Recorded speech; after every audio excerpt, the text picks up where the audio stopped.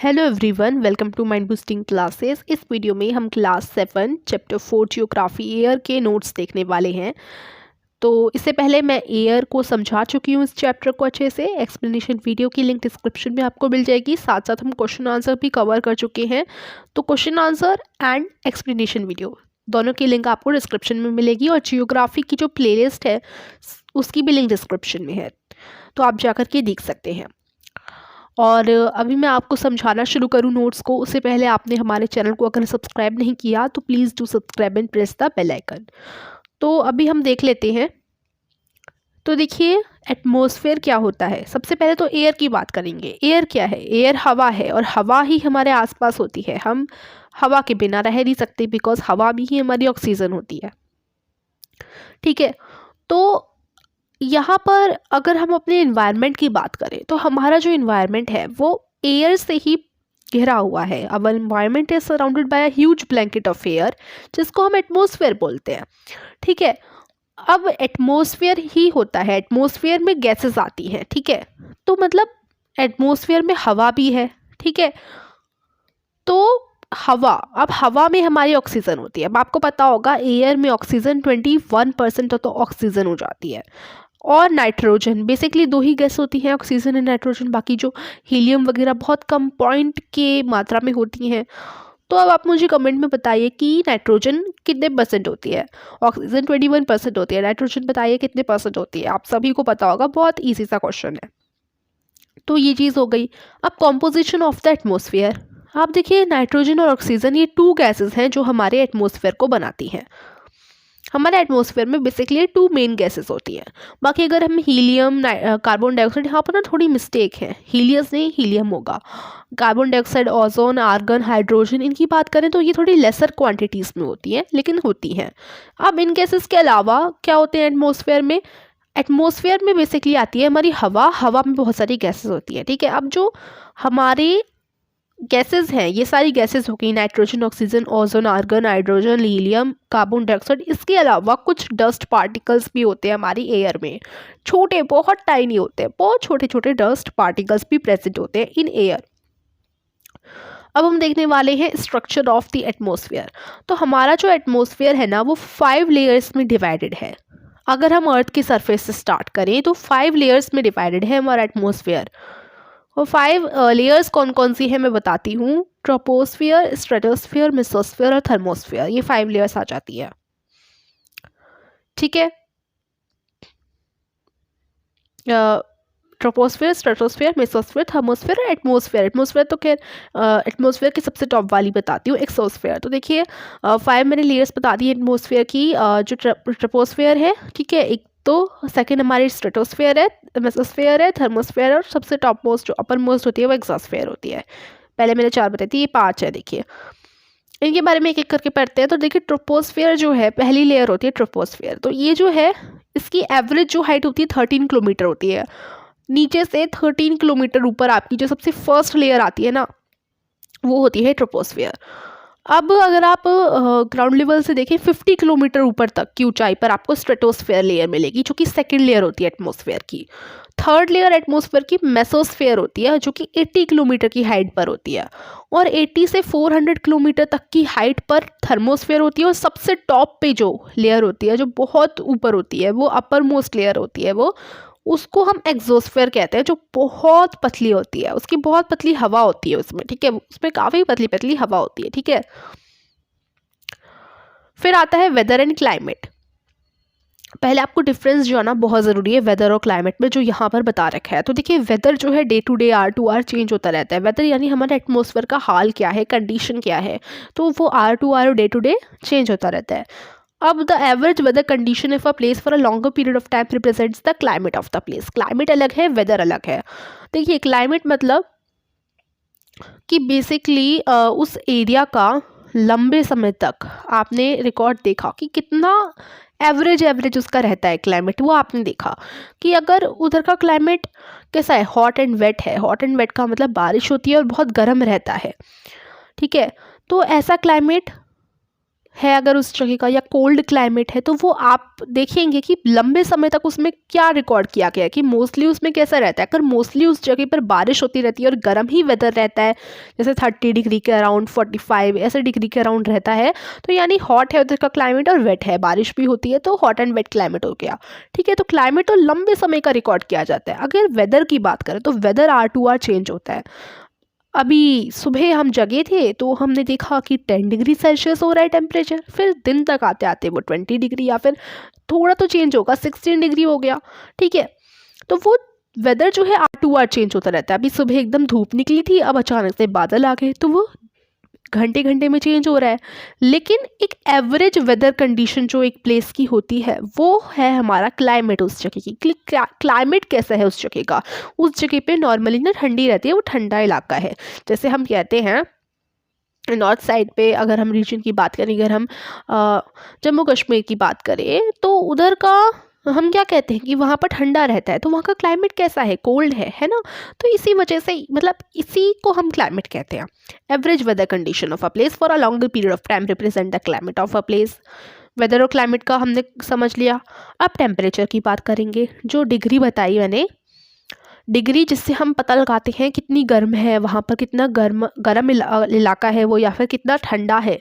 जो हवा है वो वहाँ की हॉट है यानी गर्म है, या कोल्ड है ठंडी है हवा है, वो हम देखते हैं टेम्परेचर से कि वहाँ का टेम्परेचर कितना है। सेल्सियस में 25 डिग्री सेल्सियस, 30 डिग्री सेल्सियस यहाँ पर गर्मी हो जाती है। अब अगर वहाँ बहुत ठंडी हवा चल रही है तो वहाँ का टेम्परेचर हो सकता है 1 डिग्री सेल्सियस हो सकता है 9 डिग्री सेल्सियस हो, 6 डिग्री सेल्सियस हो। ये सारे उसमें क्या होते हैं, ठंडी हो जाती है इसमें। ठीक है, तो the temperature of the atmosphere change is not only between day and night but also from season two season. अब देखो जो टेम्परेचर होता है किसी भी जगह का, एटमोसफेयर का, वो सिर्फ दिन और रात में ही चेंज नहीं होता, सीज़न टू सीज़न भी चेंज होता है। वैसे मोस्टली अगर आप देखिए तो दिन में अगर धूप निकली हुई है तो टेम्परेचर हो सकता है 30 डिग्री सेल्सियस, और रात को ठंडी भर जाती है तो हो सकता है 6 डिग्री सेल्सियस, या इतना चेंज तो नहीं होगा, हो सकता है 10 डिग्री सेल्सियस हो जाए, या फिर हो सकता है 18 डिग्री सेल्सियस हो जाए रात होते होते। तो सिर्फ डे और नाइट में तो चेंज होता ही है टेम्परेचर, ये तो हमें पता है, ऊपर नीचे तो थोड़ा बहुत होता है, लेकिन सीजन टू सीजन भी चेंज होता है। सीजन टू सीजन देखो, जैसे समर सीजन चल रहा है तो समर सीजन पे मोस्टली आपका रहता होगा कि 35 डिग्री सेल्सियस के आसपास रहता होगा। विंटर सीजन में मोस्टली आपका 9 डिग्री सेल्सियस के आसपास रहता होगा। तो देखिए ये सीजन टू सीजन भी चेंज होता है। An important factor that influences the distribution of temperature is insolation. Insolation is the incoming solar energy intercepted by Earth. अब the amount of insolation decreases from the equator towards the poles. अब देखो जो सूरज है और ये धरती है, तो देखिए धरती के इस पार्ट अगर सूरज की जो सोलर एनर्जी है इधर ज़्यादा आ रही है, लेकिन जो पोल्स वाले हैं नॉर्थ पोल और साउथ पोल, वहाँ पर ये थोड़ी ना कम आ पाती है धूप सोलर एनर्जी। ठीक है, तो सन की जो सोलर एनर्जी है वो वहाँ थोड़ी कम आ पाएगी, तो वो इक्वेटर से, यानी इक्वेटर यानी बीच का पार्ट जो होता है अर्थ का, और यहाँ से सूरज अपनी रेज दे रहा है, तो पोल्स पे तो कम रेज आ पाएंगी। तो ये जो है सोलर एनर्जी पर भी डिपेंड करता है। इंपॉर्टेंट फैक्टर सोलर एनर्जी का भी है टेम्परेचर पर। देखिए कि टेम्परेचर किस जगह का कितना रहेगा वो इंसोलेशन पे डिपेंड करता है। इंसोलेशन क्या है, इंसोलेशन इसी चीज़ को कहते हैं कि सोलर एनर्जी कितनी आ रही है उस जगह पर। ठीक है, तो अगर उस जगह पर ज़्यादा आ रही होगी तो वहाँ का टेम्परेचर ज़्यादा होगा, क्योंकि वहाँ पर ज़्यादा गर्मी हो जाएगी। ठीक है, तो यही बोला गया है, पोल्स में कम आ पाती है सोलर एनर्जी, इक्वेटर में ज़्यादा होती है। ठीक है, एयर प्रेशर की बात करें तो एयर प्रेशर को pressure exerted by the weight of air on the earth surface. Pressure जो वेट मतलब एयर का जो वेट होता है, वो जो प्रेशर एक्सर्ट करता है अर्थ के सरफेस पे, उसको एयर प्रेशर नाम से बताया जाता है। ठीक है, कहा जाता है। तो horizontally the distribution of air pressure is influenced by temperature of air at a given place. तो एयर प्रेशर का डिस्ट्रीब्यूशन उससे डिपेंड करता है कि एयर का टेम्परेचर कितना है किसी भी जगह पर। तो जहाँ पर कम टेम्परेचर होता है वहाँ की जो एयर होती है वो ठंडी होती है। जैसे यहाँ पर कहीं मान लो किसी भी जगह पर 2 डिग्री सेल्सियस है, ठीक है, तो वहाँ की एयर ठंडी होगी। 2 डिग्री सेल्सियस है तो आपको पता चल जाएगा कि हाँ वहाँ पर बहुत ज़्यादा सर्दी है। ठीक है, जितना कम यानी उतनी ठंडी एयर। ठीक है, ये बात बहुत ध्यान रखनी है, the air always move from high pressure areas to low pressure areas. हमेशा एयर जो है हाई प्रेशर एरियाज से लो प्रेशर एरियाज की तरफ मूव करती है। विंड की बात करते हैं। एयर का ऐसा मूवमेंट जो हाई प्रेशर एरिया से लो प्रेशर एरियाज में मूव करे उसको विंड कहा जाता है। देखो हमें पता है कि हमेशा वो हाई प्रेशर से लो प्रेशर में मूव करती है, लेकिन अब इसी को हम विंड भी कहते हैं, ठीक है। जब एयर हाई प्रेशर से लो प्रेशर में मूव करती है, हाई प्रेशर एरिया से लो प्रेशर एरियाज में मूव करती है, तो उसको विंड कहा जाता है। अब विंड भी 3 टाइप की होती है, एक परमानेंट विंड्स, एक सीजनल विंड्स और एक लोकल विंड्स। तो 25 अक्टूबर 1999 में cyclonic winds originated as a depression and affected Odisha killing thousand of people. Orissa, तो देखिए 25 अक्टूबर 1999 में काफ़ी ज़्यादा मतलब बहुत ही स्ट्रॉन्ग विंड्स आई, जिसकी वजह से क्या हो गया, उड़ीसा में बहुत सारे लोगों की डेथ हो गई थी, ठीक है। मॉइस्चर की बात करते हैं, नमी। जब वाटर इवेपोरेट होती है लैंड से and other water bodies it becomes water vapour. अब देखो जब यहाँ से जैसे पानी जो है गर्म कर रहे हैं तो उसमें से ऐसे हीट निकलेगी, भाप निकलेगी, तो वो वाटर वेपर होता है। तो जब वाटर इवेपोरेट होता है लैंड से या दूसरी वाटर बॉडी से, तो ऐसे भाप बन के जब वो उड़ता है तो वो वाटर वेपर होता है। तो जो एयर में मॉइस्चर आता है ना किसी भी टाइम, उसे ह्यूमिडिटी कहते हैं। Humidity and moisture is same, ठीक है। जब मॉइस्चर एयर में आ जाता है, हल्की से चिपचिपाहट, गीला गीला सा जो नमी होती है एयर में, ठीक है, किसी भी टाइम वो आ सकती है, उसको ह्यूमिडिटी कहते हैं, ह्यूमिडिटी, ठीक है। तो अगर when the water vapour rises it starts cooling. जब वाटर वेपर ऐसे ऊपर की तरफ जाता है तो वो ठंडा होना शुरू हो जाता है। The water vapour condenses causing the formation of droplets of water. तो जिससे ऊपर जा चला गया वाटर वेपर, फिर वहाँ बादल बनेंगे, फिर बादल जब गिरेंगे पानी के तौर पे, ठीक है। When these droplets of water become too heavy to float in air, they came down as precipitation। तो इसमें यही बोला गया है कि देखो क्या होता है कि जिससे ये ऐसे पानी की भाप जो है, वाटर वेपर जो है, ऊपर आसमान की तरफ गई एटमॉस्फेयर में, ठीक है। फिर क्या होता है, वहाँ पर वो ठंडा होना शुरू हो जाता है। जब ठंडा हो जाता है तो वो पानी की बूंदें ऊपर फॉर्म होने लग जाती हैं, और जब इतनी सारी पानी की बूंदें ऊपर फॉर्म हो जाती है कि वो वहाँ हैवी हो जाती हैं बहुत ज़्यादा और वहाँ नहीं रह पाती, तो वो फूट जाती है एक तरीके से, और बारिश की फॉर्म में सारी की सारी बूंदें नीचे आकर के गिर जाती हैं, और इसको हम कहते हैं प्रेसिपिटेशन, ठीक है। वो नीचे की तरफ पानी बन के आती है प्रेसिपिटेशन के प्रोसेस से, ठीक है। Precipitation that comes down to the earth in a liquid form is called rain. अब जो लिक्विड फॉर्म में प्रेसिपिटेशन धरती पर आता है उसको हम रेन यानी क्या कहते हैं, बारिश कहते हैं। अब on the basis of mechanism there are 3 types of rainfall. अब रेनफॉल भी 3 टाइप की होती है, कन्वेंशनल रेनफॉल और ऑरोग्राफिक रेनफॉल और साइक्लोनिक रेनफॉल। रेनफॉल बहुत इंपॉर्टेंट होती है प्लांट्स और एनिमल्स के सर्वाइवल के लिए। तो ये सारे थे आपके नोट्स। इसमें देखो चैप्टर में आपको यही बताया गया है, और जो मेन आपके चैप्टर में बताया गया है सब मैंने नोट्स में कवर किया है। इतनी ही है, कोई भी एक्स्ट्रा आपको बुक में नहीं बताया गया, और सारी इंपॉर्टेंट चीज़ें नोट्स में आपके पास है ही यहाँ पर।